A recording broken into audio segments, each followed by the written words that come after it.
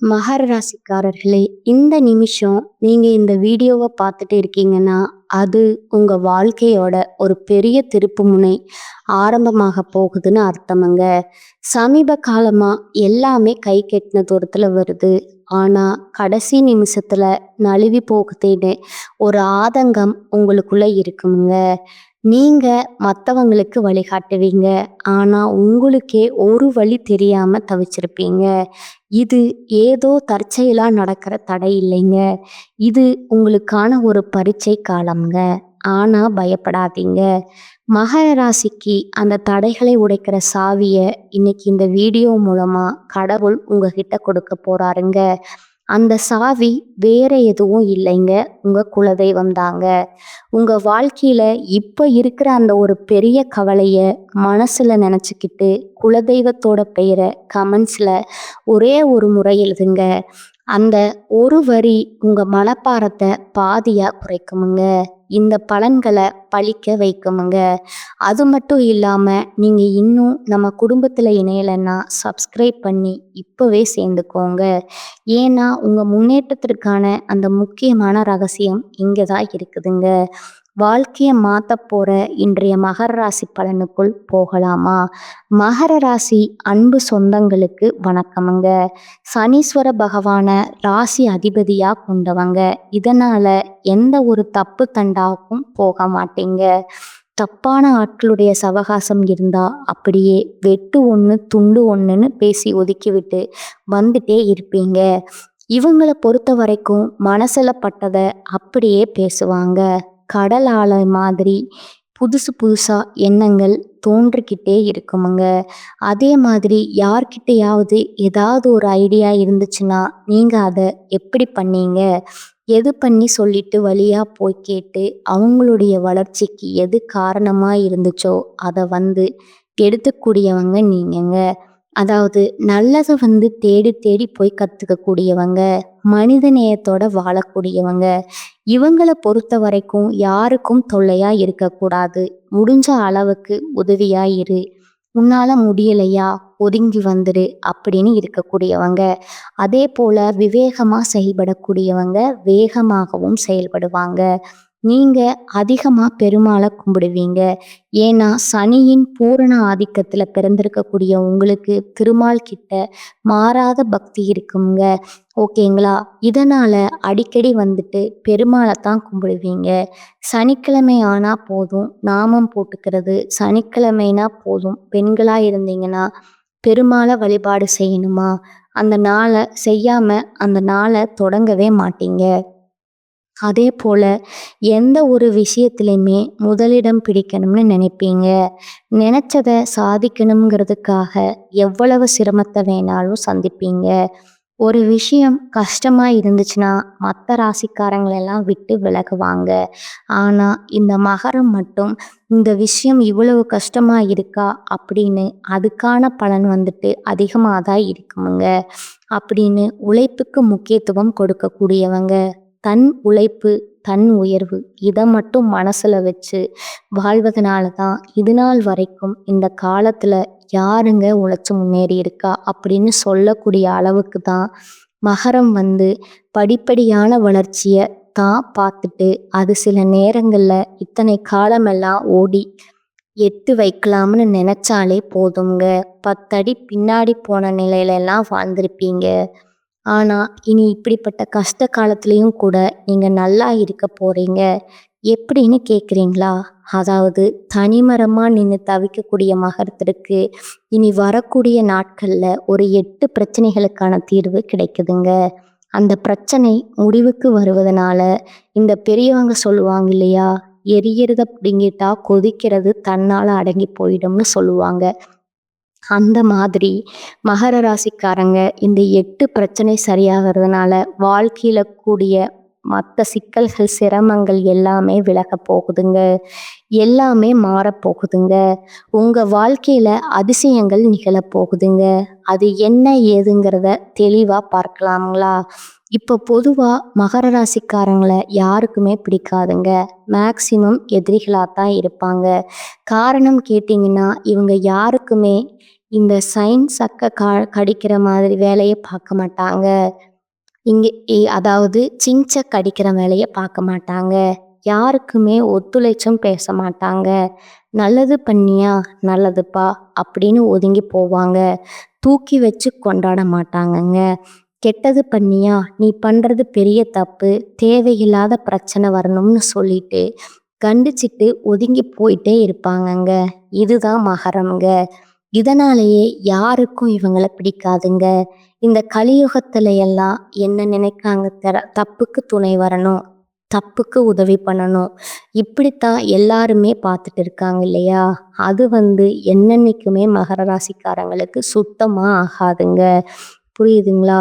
சொல்லப்போனா தப்பு பண்றவங்க யாராவது மகர ராசிங்களோட ஃப்ரெண்டா வச்சிருந்தீங்கன்னா அவங்கள விட்டு ஒதுங்கிறது உங்களுக்கு நல்லதுங்க.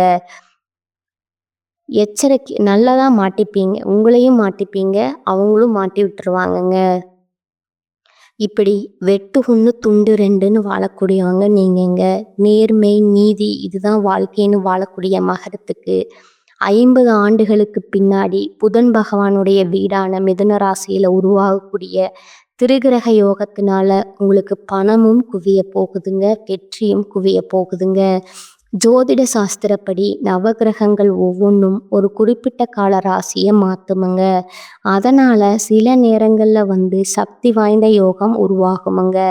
அந்த வகையில் நம்மளுடைய மிதுன ராசியில் 3 கிரகங்களுடைய சேர்க்கையினால் இந்த திருகிரக யோகம் உருவாகி இருக்குதுங்க.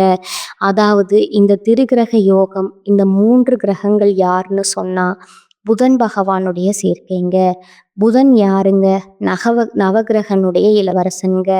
இவர் புத்திசாலித்தனம், யோகம், பேச்சு, படிப்பு, வியாபாரம் எல்லாத்துக்குமே காரணக்கர்த்தாங்க. இவர் கூடவே நவகிரகங்களுடைய தலைவன்னு சொல்லக்கூடிய சூரிய பகவான்.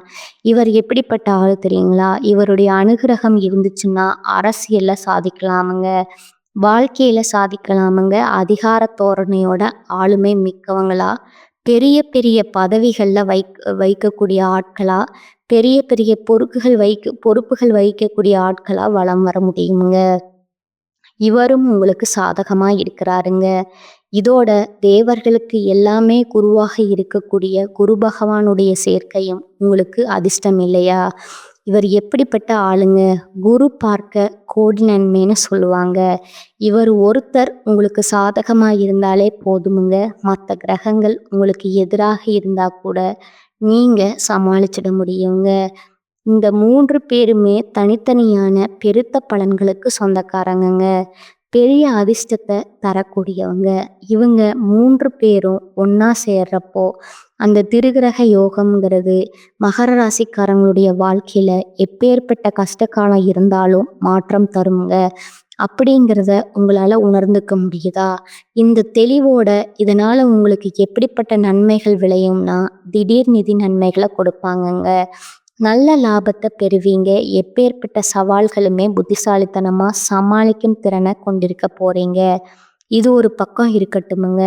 முதல்ல இந்த திருகிரக யோகத்தினால நம்மளுடைய மகரத்திற்கு எந்த மாதிரியான 8 பிரச்சனைகள் முடிவுக்கு வரப்போகுது அதை ஃபஸ்ட்டு தெரிஞ்சுக்கலாமா? இவங்களை பொறுத்த வரைக்கும் ஒரு விஷயத்தை செய்யணும்னு முடிவு பண்ணி இறங்குவீங்க, அலைச்சல் இருக்கும், வேலை சும்மா இருக்குங்க. கடைசியில் பார்த்தா நல்ல வாயம் சம்பாரிச்சு நாரவாயம் சாப்பிட்ட கணக்கா ஓகேவா? இவனுடைய உழைப்புங்கிறது இவங்களுக்கு 10 பைசா பிரயோஜனம் இல்லாமல் போயிருக்குமுங்க. சிறுக சிறுக சேர்த்த பணம் கூட மற்றவங்க பிடுங்கிட்டு போயிடுவாங்கங்க. இப்படி இருந்த வாழ்க்கையில் இனி வருமானம் பெருகுமுங்க, சேமிப்பு உயருமுங்க, நகை நட்டு வாங்குவீங்க, சொத்து சேர்க்கை போகிறீங்க. 2வது பிரச்சனை பார்த்தீங்கன்னா சொந்த பந்தங்கள் எல்லாம் தேவைக்கு பழகிட்டு தேவை முடிஞ்சதும் ஒதுங்கி போயிருப்பாங்கங்க. ஒதுங்கி போனால் கூட பிரச்சனை இல்லை, நம்மளை பற்றி தேவையில்லாததை பேசுவாங்க. அப்படியா இப்படியா, அதுவா இதுவா, அப்படி இவங்க எப்படி இருங்கன்னு பார்த்தா ஃப்ரெண்ட்ஸும் அப்படித்தான் இருப்பாங்க. இப்படி உங்களை பற்றின வீண் வதந்திகள் அப்படியே வாய் மாற்றி போய்கிட்டே இருந்துச்சுங்க. அந்த வாயெல்லாம் மூடக்கூடிய அளவுக்கு ஒரு பெரிய வளர்ச்சியை பார்க்க போகிறீங்க. எல்லாரும் உங்ககிட்ட உதவி கேட்டு நிற்பாங்க.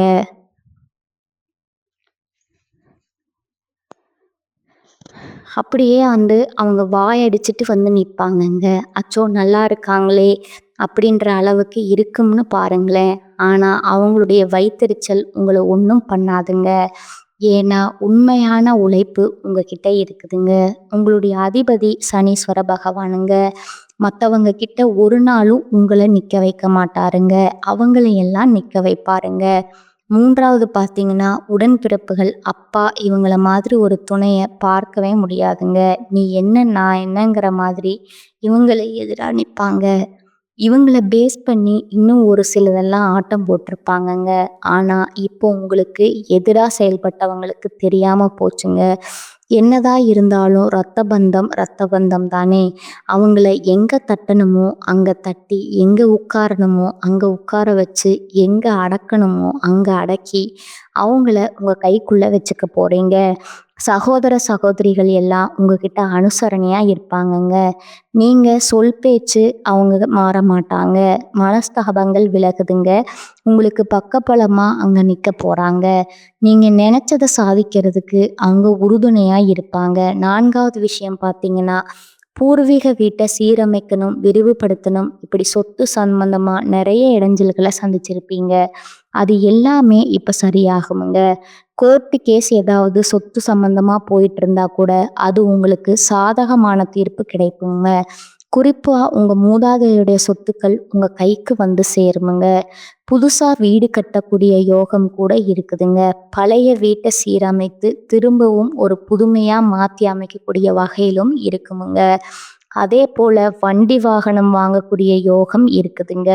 பொன் பொருள் சேர்க்கைக்கும் வாய்ப்பு இருக்குதுங்க. 5வது பிரச்சனை பார்த்தீங்கன்னா, ஆரோக்கிய பிரச்சனைங்க. பெரும் பிரச்சனைங்க. நமக்கே தெரியல, ஒரு மாதிரி பயமா இருக்குமுங்க. நமக்கு ஏதோ பெரிய வியாதி இருக்குமான்ற அளவுக்கு சின்ன சின்ன உடல் உபாதைகள் அப்பப்ப நம்மள சோர்வடைச்சுக்கிட்டே இருக்குமுங்க. அந்த உடல் ஆரோக்கியம் மேம்படுதுங்க. இருந்தாலும் எப்பவுமே மகர ராசிக்காரங்க சரியான நேரத்துக்கு உணவு எடுத்துக்கோங்க. நேரத்துக்கு ஒரு தூக்கத்தை வச்சுக்கோங்க. அதே போல வெளி உணவை தவிர்த்துடுங்க. ஓகேங்களா? ஆரோக்கியம் இருந்தா மட்டும்தான் உங்களால எல்லார்கிட்டயும் அக்கறை காட்ட முடியுமுங்க. அத ஃபர்ஸ்ட் ஞாபகம் வச்சுக்கோங்க. ஃபர்ஸ்ட் உங்களுடைய ஆரோக்கியத்துல அக்கறை வச்சுக்கோங்க. 6வது பிரச்சனை பார்த்தீங்கன்னா, பழைய கோர்ட் கேஸ் வழக்கு, சொத்து பிரச்சனை தனிங்க. நம்ம குடும்பத்துக்கும், நம்ம சொந்தக்கார குடும்பத்துக்கும் அப்படி இப்படி ஏதாவது ஒரு வகையில கோர்ட்டு கேஸ்ல அலைஞ்சிட்டு இருப்போம். அதுல இப்போ உங்க வக்கீல் சொல்றத மட்டும் கேட்டு நடந்துக்கோங்க. தானா எந்த ஒரு முடிவும் எடுக்காதீங்க. பேச்சிலும் சரி, செயல்பாடும் சரி, நிதானமா இருங்க. தன்னால அந்த கோர்ட்டு கேஸு தீர்ப்பு உங்களுக்கு சாதகமா முடிஞ்சிருமுங்க. இந்த மகர ராசியை பொறுத்த வரைக்கும் நல்ல சிந்தனைகள் தான். ஆனா என்ன, அவசரம் காட்டுவீங்க. மற்றவங்களுக்கு ஹோப் கொடுத்துருவீங்க. இப்போ ஓடி வரும், ஓடி ஒரு இடத்த ரீச் பண்ணுறதுக்கு ஓடி வரணும். அப்போ தான் ஜெயிக்க முடியுங்க. ஓடி வந்துட்டு இருக்கிறப்போ நம்ம கூட ஓடிட்டு வரான் பாத்தியா, போட்டி எல்லாரும் அவனுக்கு பார்த்தீங்கன்னா உங்களுடைய ட்ரிக்ஸை சொல்லி கொடுக்குற மாதிரி நிறைய விஷயங்கள்ல மகரம் தோத்து போகிறதுக்கான காரணம் இவங்க ரகசியங்கள் ஈஸியாக வெளியில சொல்லிடுவீங்க. ஆனா நீங்க என்ன நினைக்கிறீங்க? பரவாயில்ல, பொழைச்சிட்டு போகட்டும்னு நினைக்கிறீங்க. ஆனா அந்த பரவாயில்ல பொழைச்சிட்டு போறதுங்கிறதுக்கு அந்த பொழப்பு, மற்றவங்க பொழைக்கிற பொழைப்பு பார்த்தீங்கன்னா உங்களுடைய உழைப்பை திருடி பொழைக்கிறாங்க. அப்ப அந்த உழைப்பு உங்களுக்கு வீணா போகுதுங்க. நீங்க வீழ்ச்சி அடைகிறீங்க. அதை மனசுல வச்சுக்கோங்க, இல்லையா? அடுத்ததா 7வது பிரச்சனை பார்த்தீங்கன்னா, சின்ன சின்ன வாகன விபத்துகளால, நோய் நொடிகளால பாதிக்கப்பட்டு நிறைய செலவுகளால அவஸ்தைப்பட்டு அல்லோலப்பட்டிருப்பீங்க. சதா நேரமும் ஏதாவது ஒரு செலவு விழுந்துட்டே இருக்குமுங்க. அந்த செலவுகள் பண்ணக்கூடிய நிலை மாறுதுங்க. ஓகேங்களா? ஒரு 10 காசு சேர்க்க முடியாத அளவுக்கு ரூ. 1 சம்பாதிச்சா பரபரன் கடன் வாங்கி பண்ற மாதிரி தான் செலவு வந்திருக்குமுங்க. அந்த நிலை மாறுதுங்க. அதே போல பழுதாகி நின்னக்கூடிய வாகனங்களை மாற்றுவீங்க. அடுத்ததா 8வது பிரச்சனை பார்த்தீங்கன்னா, குடும்பத்தில் சந்தோஷத்துக்கு வழியே இல்லை. ஆளுக்கு ஒரு பக்கம் மூஞ்சி திருப்பிட்டு போவாங்க. ஒத்தமா இல்லை, ஓரம் ஓரம் கேவலம் பேசுகிற மாதிரி, ஊர் ஊரம் கேவலம் பேசுகிற மாதிரி தான் வீட்டில் சண்டை சச்சரவு அப்படி போயிட்டே இருக்குமுங்க. சுப நிகழ்ச்சியும் தடைப்பட்டு போகுமுங்க. இப்படி இருக்கக்கூடிய குடும்பத்துடைய சூழ்நிலை மாற்றமடைந்து குடும்பத்துல சந்தோஷம் நிரம்பி இருக்க போகுதுங்க. பல வகையில பணவரவு உண்டாக போகுதுங்க. எல்லா விஷயங்களுமே வெற்றி கிடைக்க போகுதுங்க. வழக்குகள்ல வெற்றி கிடைக்க போகுதுங்க. கணவன் மனைவிக்கிடையே சந்தோஷம், தாம்பத்தியம் இணைக்குங்க.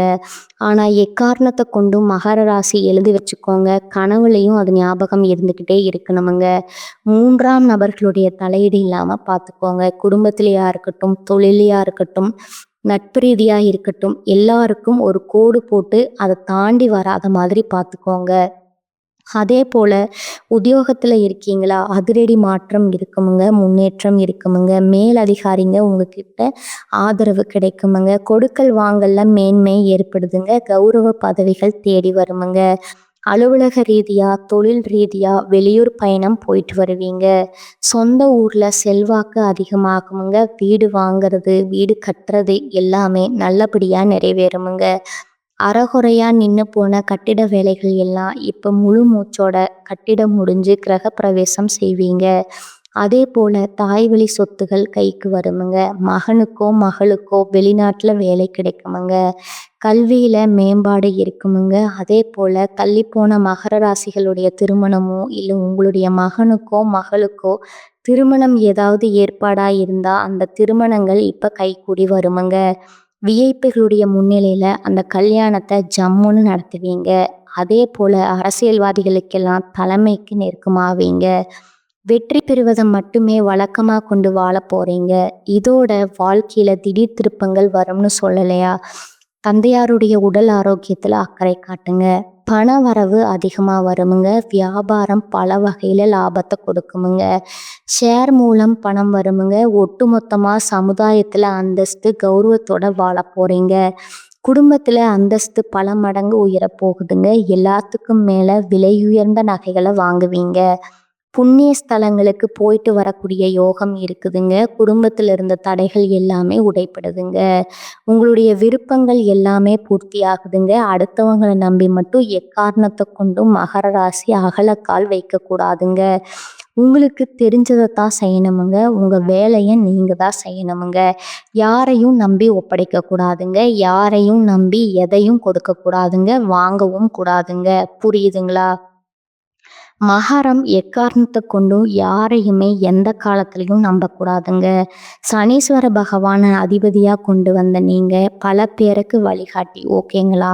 உங்களை தான் 10 பேர் நம்புவானே தவிர்த்து நீங்கள் ஒருத்தனை நம்பி இருந்துட்டீங்க அப்படின்னா அந்த வேலை கண்டிப்பாக சாதகமாக நமக்கு இருக்காதுங்கிறத முடிவு பண்ணிக்கோங்க. ஒட்டுமொத்தமாக இந்த திருகிரக யோகம்ங்கிறது புதிய விஷயங்களை நீங்கள் கற்றுக்க போகிறீங்க. இதை பயன்படுத்தி உங்களுடைய இலக்குகளை எட்டி பிடிக்க போகிறீங்க. உங்களை பொறுத்த வரைக்கும் இந்த திருகிரக யோகம் கொடுத்துருக்கக்கூடிய பலன்கள் அப்படிங்கிறது பிரச்சனைகளை முடிவுக்கு கொண்டு வந்து மட்டும் இல்லாமல் உங்களுக்கு அதீத நல்ல பலன்களையும் கொடுக்க போகுதுங்க. ஏன்னா புதிய வருமான ஆதாரங்கள் திறக்கப்படுமுங்க. நிதி நிலைமை வலுவாக இருக்குமுங்க. குடும்பத்திலையும் சரி, வாழ்க்கையிலும் சரி, மகிழ்ச்சிக்கும் அமைதிக்கும் குறைவே இருக்காதுங்க. நீண்ட நாள் ஆசைகள் எல்லாமே நிறைவேற போகுதுங்க. சமுதாயத்துல மதிப்பு மரியாதை அதிகமாக போகுதுங்க. செல்வாக்கு மிக்க நபர்களுடைய நட்பு கிடைக்குமுங்க. நீங்களே செல்வாக்கு மிக்க நபர்களா பலம் வர போறீங்க. வெளிநாட்டு பயணங்களை மேற்கொள்வதற்கு வாய்ப்புகள் கிடைக்குமுங்க. சுப நிகழ்ச்சியில அதிகமா பங்கேற்கக்கூடிய வாய்ப்பு இருக்குமுங்க. புதிய வேலை தொடங்கக்கூடிய எண்ணங்கள் இருந்தா இந்த காலத்துல தொடங்கினா நல்ல வெற்றி கிடைக்குமுங்க. அதே போல நீண்ட காலமா உங்களுடைய பணம் இங்க வெளியில சிக்கி இருந்தா அந்த பணத்தை நீங்களே மறந்திருந்தா கூட அந்த பணம் திரும்ப கிடைக்கிறதுக்கான வாய்ப்பு இருக்குதுங்க. வருமானத்துல உயர்வு இருக்குமுங்க. வாழ்க்கையிலையும் சரி, தொழிலையும் சரி முன்னேற்றத்தை பார்க்க போறீங்க. உத்தியோகத்திலையுமே உயர்வை அடைய போறீங்க. அலுவலகத்துல உங்களுக்கு கொடுக்கப்பட்ட வேலையை திறம்பட செய்து முடிப்பதற்கான வாய்ப்பும் இருக்குதுங்க. மேலதிகாரிகளோட முழு ஆதரவு கிடைக்குமுங்க. ஏற்கனவே தொழிலையும் ஏதாவது ஒரு விஷயத்திலையும் முதலீடு பண்ணியிருந்தா பழைய முதலீடு இருந்து கூட இப்போ நல்ல லாபத்தை பார்ப்பீங்க. அதே மாதிரி பங்கு சந்தை, பந்தயம், லாட்ரி இதன் மூலமாகவும் கூட நல்ல நிதி ஆயுதங்களை பெறுவதற்கான வாய்ப்பு இருக்குதுங்க. ஒட்டுமொத்தமா இந்த திருக்கிரக யோகம்ங்கிறது மகர ராசிக்காரங்க வாழ்க்கையில மாற்றத்தையும், ஏற்றத்தையும், அதிர்ஷ்டத்தையும் நிகழ்த்தப் போகுதுங்க. இது எல்லாம் உங்களுக்கு நிலைச்சிருக்கணும்னா, நீங்க செய்ய வேண்டிய பரிகாரம் மற்றும் வழிபாடு பார்த்தீங்கன்னா, இந்த 3 பேரால தான் நமக்கு நல்லது நடக்கப் போகுதுங்க. புதன் பகவானுடைய வழிபாடு செய்யணுமுங்க. அவருடைய அனுகிரகம் நமக்கு நிலைச்சிருக்கணுமுங்க. ஒவ்வொரு புதன்கிழமையும் அருகில் இருக்கக்கூடிய உங்களுக்கு ரொம்ப புடிச்சமான இஷ்ட தெய்வம்னு சொல்லக்கூடிய பெருமாளுக்கு மகாலட்சுமி தாயுடைய அம்சம் பொருந்திய துளசி மாலையை அணிவித்து குடும்பத்துல எல்லாருடைய பெயரிலையுமே அர்ச்சனம் செஞ்சுட்டு வாங்க. செல்வ செழிப்பு மேலோங்குமுங்க. குடும்பத்துல சுபக்ஷம் நலம் கிடைக்குமுங்க. 2வது பார்த்தீங்கன்னா, சூரிய பகவானுடைய வழிபாடு அனுதினமும் சூரிய பகவானை வணங்கித்தான் உங்க நாளை தொடங்கணுமுங்க. இதன் காரணமா வாழ்க்கையில எக்காரணத்தை கொண்டும் இருட்டுங்கிறது சூழாம போகுமுங்க. எப்பேற்பட்ட சூழ்ச்சிகளும் உங்களை சூழாம இந்த சூரிய பகவானுடைய வழிபாடு உங்களுக்கு பலன் கொடுக்குமுங்க. 3வது பார்த்தீங்கன்னா, ஒவ்வொரு வியாழக்கிழமைகள் தோறும் குரு பகவானுக்கு மஞ்சள் வஸ்திரம் சாற்றி மஞ்சள் மலர்களால் அர்ச்சனை செய்து நல்லெண்ணெய் தீபம் ஏற்றி மஞ்சள் நிற கொண்ட கடலை இருக்குல்ல, அதிலிருந்து மாலை கட்டி போட்டாலும் சரி, இல்லை நெய்வேத்தியமாக கொடுத்து அவருக்கு படைச்சிட்டு வரக்கூடிய பக்தர்களுக்கு பிரசாதமாக கொடுத்தாலும் சரி, நிறைய நன்மையான பலன்களை உங்களுக்கு கொடுப்பாருங்க. இவர் ஒரு பார்வை இருந்தாலே போதும் இல்லையா, நமக்கு பலம் கொடுக்குங்க. இந்த 3 தெய்வங்களை வழிபாடு செய்ய ஒவ்வொரு நாளும் உங்களுக்கு சிறப்பாக அமையுங்க. யார் உங்களுக்கு எப்பேற்பட்ட சூழ்ச்சி செய்தாலும் அந்த தெய்வங்கள் இறங்கி உங்களுக்கு ஒழிச்சு கட்டணும்னு முடிவு பண்ணா கூட சரி, முயற்சி மட்டும்தான் பண்ண முடியாது தவிர்த்து ஒன்றும் உங்களால் பண்ண முடியாதுங்க. ஒட்டுமொத்தமாக மகரத்திற்கு வாழ்க்கை மாறுதுங்க. நல்லா இருக்க போகிறீங்க. ரொம்ப ரொம்ப நல்லா இருக்க போகிறீங்க. மறக்காம என்னென்ன செய்யணும், என்னென்ன செய்யக்கூடாதுங்கிறத நோட் பண்ணி வச்சுக்கிட்டு வாழ்க்கையில பயன்படுத்தி பாருங்க. வெற்றி நிச்சயம்ங்க. வாழ்க வளமுடன். நன்றி. வணக்கம்.